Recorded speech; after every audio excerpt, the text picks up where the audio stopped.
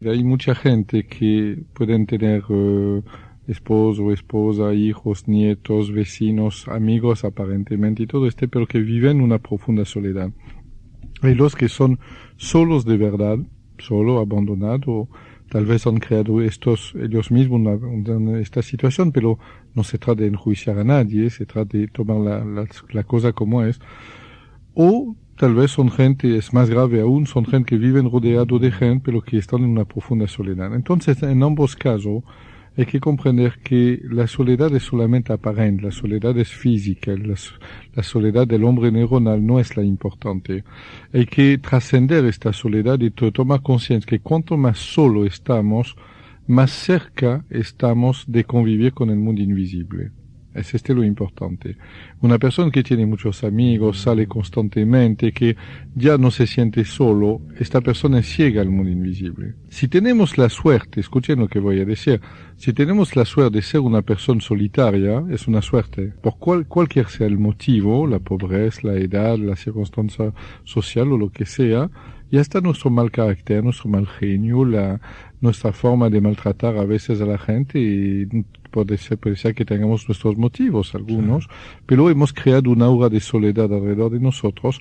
Cualquier sea el motivo, nos acerca terriblemente al mundo invisible. Entonces, no importa que seamos ciegos en el mundo material, lo importante es de no ser ciego en el mundo invisible, y este ritual lo ofrecemos verdaderamente en última emisión del milenio, lo ofrecemos a toda la gente que quiere salir de su soledad social para entrar en la convivencia con el mundo invisible, es decir, nunca más estar solo en su vida. Bueno, va a ser muy técnico, pero yo decidí a ustedes dos de no presentarle ningún dibujo para que ustedes sean a igualdad con los oyentes. Empieza con una hoja blanca, es fácil. Una hoja blanca sin línea ni nada, la colocan longitudinalmente. Bueno. Con un marcador, ustedes trazan una línea roja justo en el medio, de arriba hacia abajo. ¿Está? Tenemos entonces una zona blanca izquierda, una zona blanca derecha, y frente a nosotros una línea roja. Bien. Del lado derecho, dibujamos un triángulo con cruz. ¿Okay? Se trata del triángulo con una punta por arriba y la cruz cristiana arriba. Y del lado izquierdo, vamos a dibujar una cruz cristiana en color violeta. La línea roja de par en par, verdaderamente en el medio, verticalmente. El triángulo y la cruz a su derecha deben estar de color rojo y bastante grande. Pueden ocupar toda la altura de la hoja que tiene. Así es. Bien. La cruz mucho más grande, Haga una cruz de igual longitud que el triángulo mismo. Bien. Y este es en color rojo. Y a la izquierda, una cruz cristiana bien grande de 15 centímetros de alto, por ejemplo. Ahora, ¿qué hacemos? Sobre la línea roja en el medio, justo entre los dos dibujos, vamos a meter un vaso de agua, de preferencia de agua mineral. Bien. En el centro del triángulo, una vela blanca. Entonces, en un platito chiquitito, pegamos una vela blanca.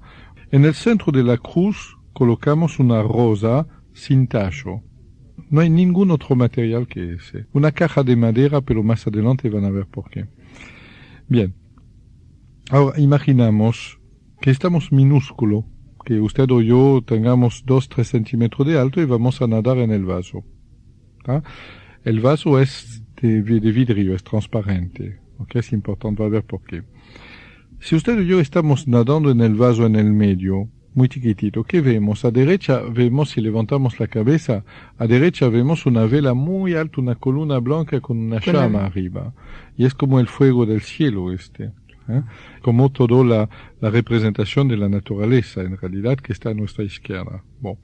Entonces vamos a visualizar que esta rosa, que está a izquierda, la tenemos ahora debajo de los pies, nosotros que estamos nadando. Bien. Y que este fuego, por algún motivo, la llama vino arriba a la vertical de nuestra cabeza. ¿Está? Bien, entonces tenemos arriba de nosotros estamos chiquitito en el vaso, en el medio, arriba una llama y nosotros paradito en el medio. Bien. Vamos a recitar el famoso versículo del Espíritu Santo. Bien, ahora, a medida que vamos a recitando en voz alta, yo olvidé decir que la pieza es a oscura, es importante, que la única luz que hay en esta pieza es esta vela, entonces tiene más validez espiritual.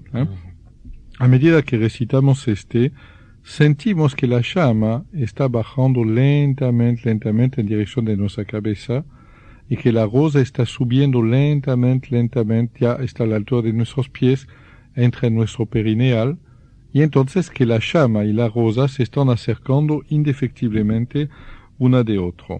¿Okay?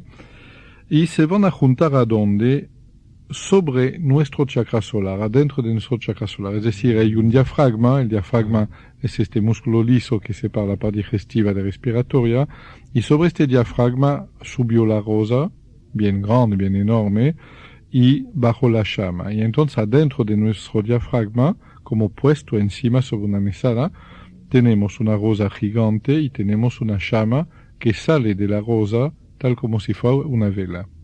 Yo repito que este es un ritual para convertir la soledad en convivencia con el mundo invisible. Si una persona se siente sola y siente dificultad de aguantar su soledad, que haga este ritual a cualquier momento del día del año. Pero estaba muy importante para mí, espiritualmente hablando, de cerrar este milenio para demostrando a la gente que la soledad exista para la gente que es ciega al mundo invisible. No exista para los que ven en el mundo invisible. Bueno, entonces, ¿qué provoca este repetir constante del versículo y esta visualización? Provoca una paz interior.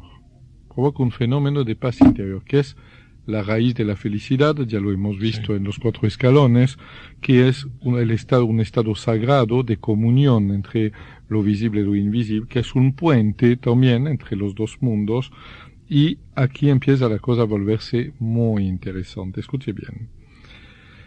Cuando sentimos esta paz, que es una señal, un toque sagrado que nos hace el mundo invisible, aquí debemos recitar directamente ciertos versículos de Génesis